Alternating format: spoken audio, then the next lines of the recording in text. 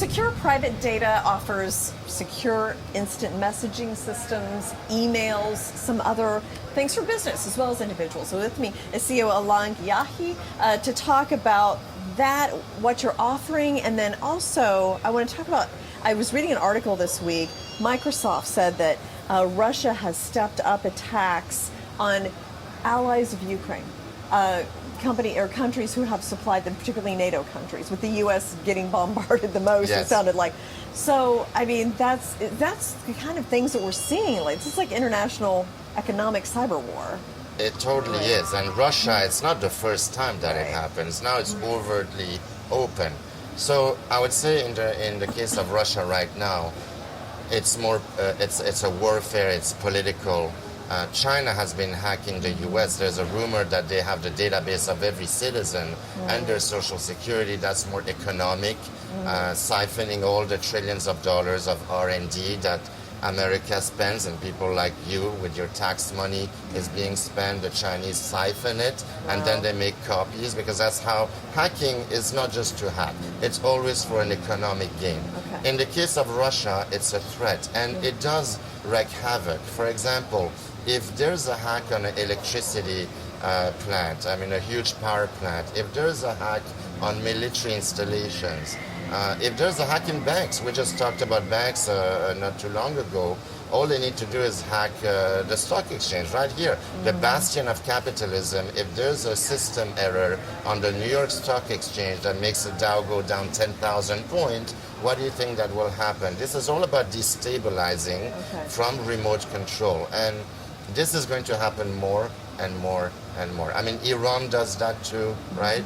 All the fun states that you want to go visit in the summer, basically. Yeah. So, you know, you definitely don't want to go in those all the hot vacation spots. So this is nonstop, and it's going to increase. It's amazing, actually, that we haven't had a more serious attack, I feel like that we've been able to protect our financial system and our power system. And I mean, it's, you know, a credit to the people that work in cybersecurity for that. Absolutely, because there's a lot of hacks that happen every day that we won't hear about.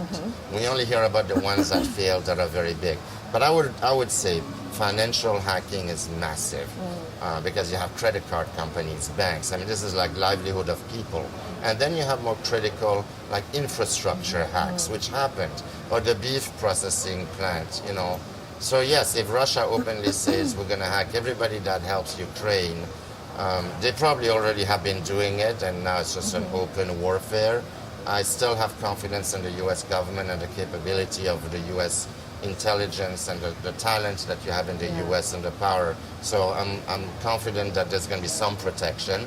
But you just can't let your guard down. And I would recommend, even as a small business, because here we're talking about rogue states and international cyber attack and terrorism, but small businesses that are 98% of the U.S. economy need to take this thing seriously.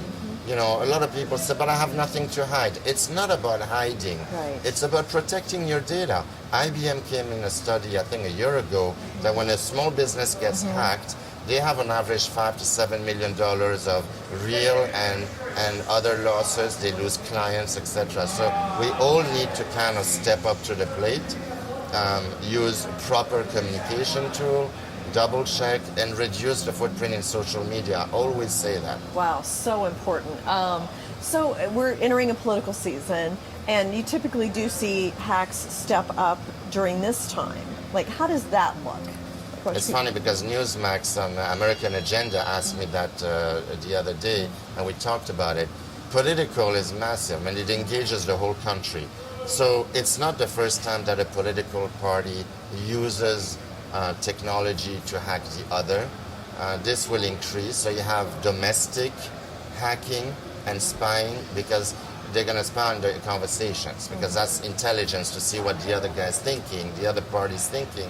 And then you have international cyber terrorism and cyber hack to just disrupt the political process, to influence one outcome over another. I think we learned from the 2020 elections, and I think people are smarter. I definitely don't believe anything that you see on social media today when it comes to politics. And in terms of my recommendation to all the political parties and candidates, you know, take a look at your email infrastructure. Take a look at how you chat and you text.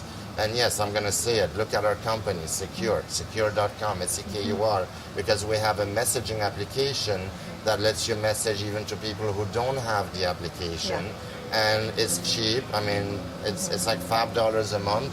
And I think for political candidates and all of their volunteers that use, Gmail and WhatsApp all the time, I would recommend to scale back on those kind of things because you're going to repeat the same mistakes that happened in the previous 2 elections. Well, and we just had the Supreme Court overturn Roe versus Wade.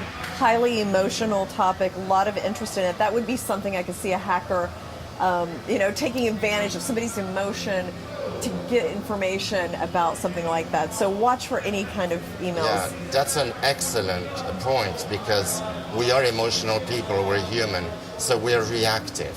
So you're going to get, whether you're pro or against abortion, you'll get an email with a title. And how do they know that? Again, goes back to social media.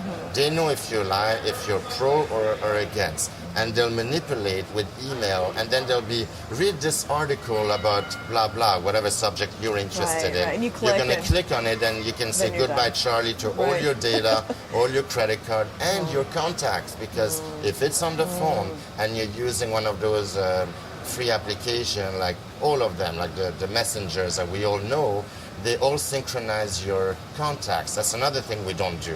We don't even ask for your phone number when you register with us. So not only you, but all your contacts and their contacts, because machines know who has what subject in mind because of the social media. So be careful and, just be vigilant out there.